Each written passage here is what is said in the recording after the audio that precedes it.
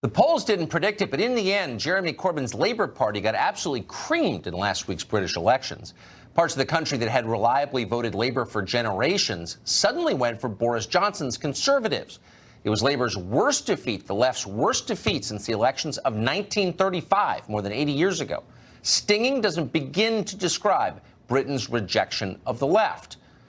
As writer Sumantra Mitra put it, imagine the overwhelmingly Republican state of Kentucky voting for Alexandria Ocasio-Cortez in the next presidential election. That's how shocking and unexpected the British election just was. So what exactly do the results mean for the rest of us? Well, strikingly, almost nobody on the left seems interested in finding out what it means.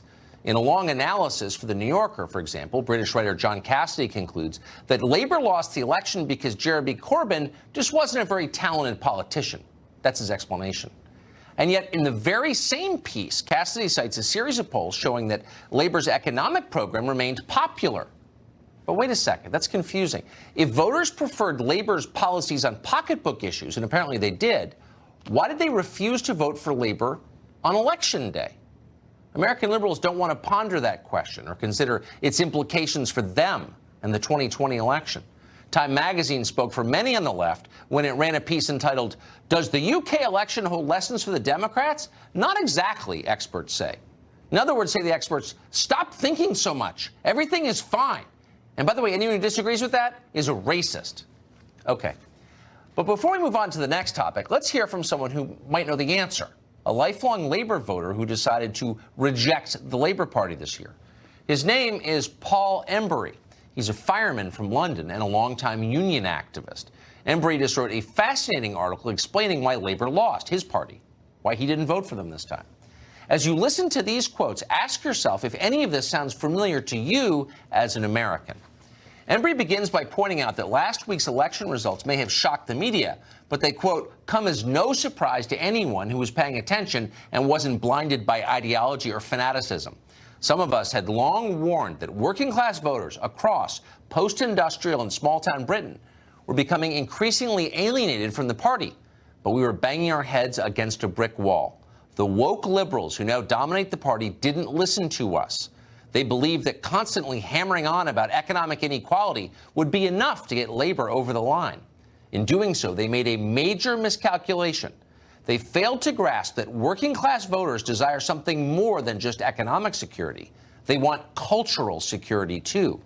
They want politicians to respect their way of life and their sense of place and belonging, to elevate real-world concepts such as work, family, and community over nebulous constructs like diversity, equality, and inclusivity.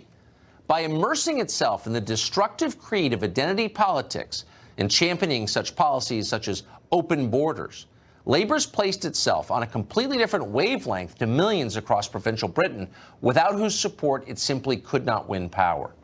In the end, Labour was losing a cultural war that it didn't even realize it was fighting, end quote. Embury could be writing about the United States. Replace Labour with Democratic Party, and you'd never know he was referring to a foreign country.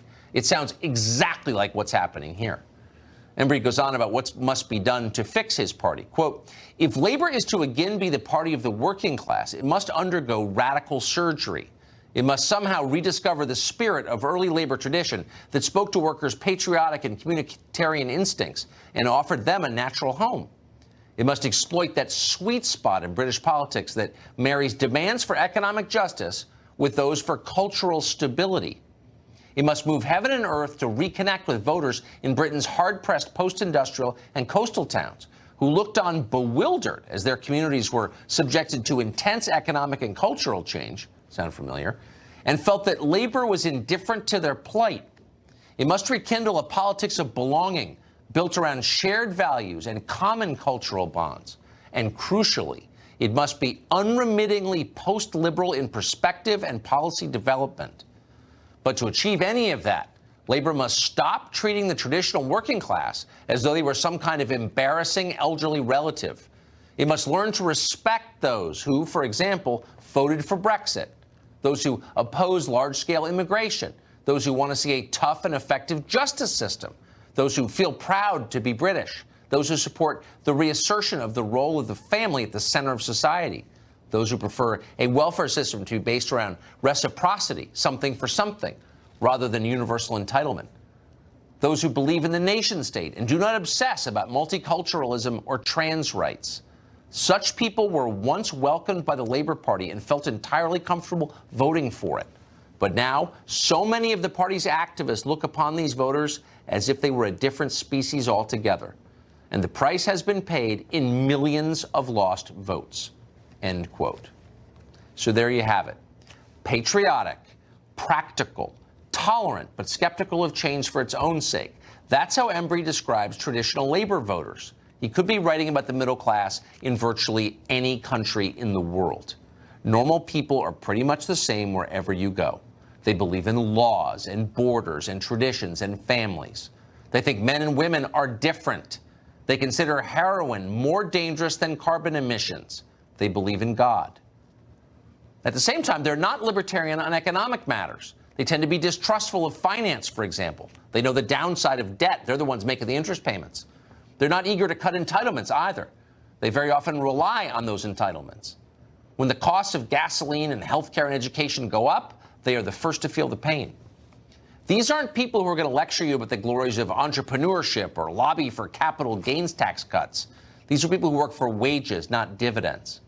As a group, the middle class is culturally conservative and economically populist. They're the mirror image of the people in charge around the world.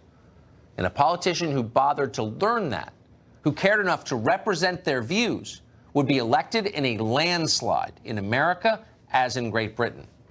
And yet both parties in both countries consistently refuse to learn this lesson or even acknowledge it. Why is that? Theology, really. Every society has a state religion, whether it's acknowledged or not. In our country, our state religion is woke politics. And to the left, it's really all that matters. When Jeremy Corbyn began giving his preferred pronouns in campaign ads, Alexandria Ocasio-Cortez promptly endorsed him. The two live on different continents, but they speak the same language of the elite progressive left. It's a frivolous and silly language, one that offers nothing to the voters who get them elected.